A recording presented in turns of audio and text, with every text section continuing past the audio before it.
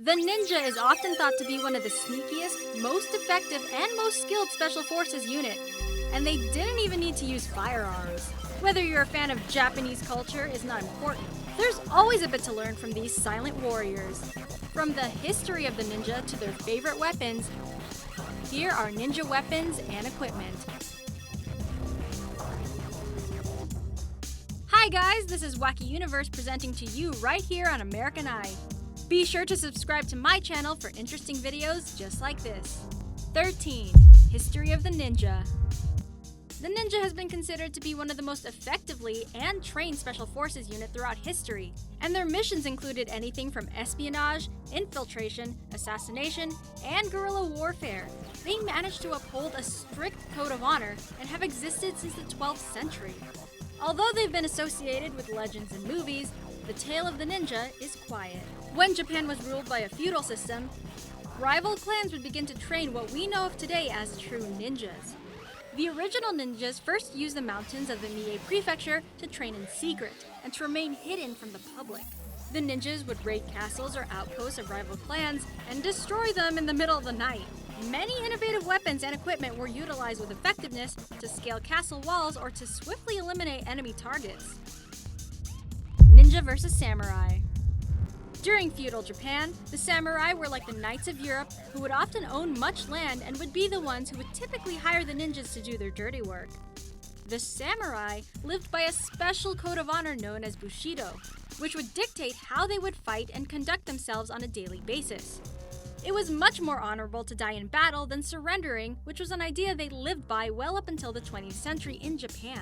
Samurai only took orders from the emperor and wore much more noticeable armor as opposed to the tight black that ninjas wore. Ninjas may have been farmers or of a much lower class and would often transform farming tools into bona fide ninja weapons.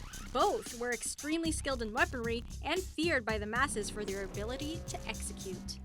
11. Cane swords. Typically disguised to look like a cane or a piece of bamboo, ninjas would be able to pack some serious steel by using something like this and still rest incognito.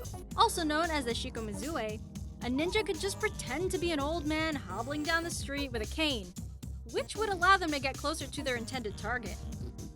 Being able to discreetly carry a weapon would ensure that they arouse as little suspicion as possible. Moving silently was key.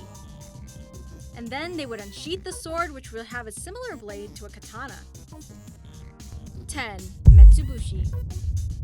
Also known as eye closers, this was almost like a medieval form of pepper spray and was a type of powder that would irritate the eyes and sinuses of the intended target.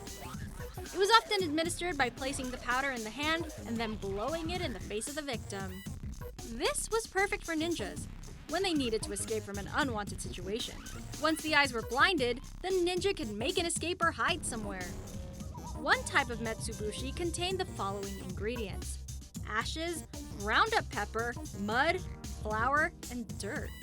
For a little more damage, sometimes ninjas would add finely broken glass. Transporting this powder wasn't too difficult, but it'd probably look more suspicious if you wanted to carry this on an airplane somewhere. It was often kept in hollowed out eggs or bamboo sticks. Once this reached the target's eyes, it certainly had the potential to blind them.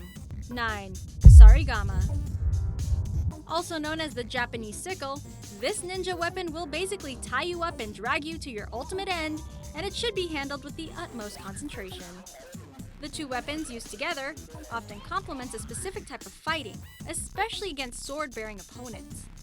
The chain and ball could be used similar to a mace, but was designed to keep opponents far away or to limit their movement by wrapping up their dominant hand or weapon. This was actually a popular weapon among women during the Muromachi period in the early 1300s.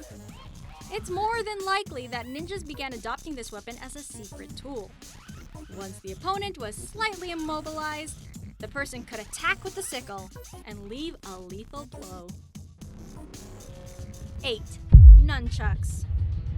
Also known as nunchaku, chain sticks, chukka sticks, or even karate sticks, this weapon originates from Okinawa and consists of two sticks connected with either rope or chain. Although it's not really considered to be a lethal weapon, unless of course it's being used by Bruce Lee or Chuck Norris.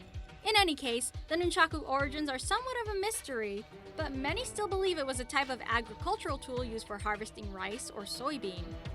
It's a very simple weapon, which requires some practice or you may end up hitting yourself in the face with it somehow. After a while, it became a weapon of the upper class for those who had the money to study martial arts. In many countries, the weapon is still outlawed even for peaceful or home defense purposes, and those in possession can even receive felony charges. Still less dangerous than a gun, so what's the deal, lawmakers? 7. Sai.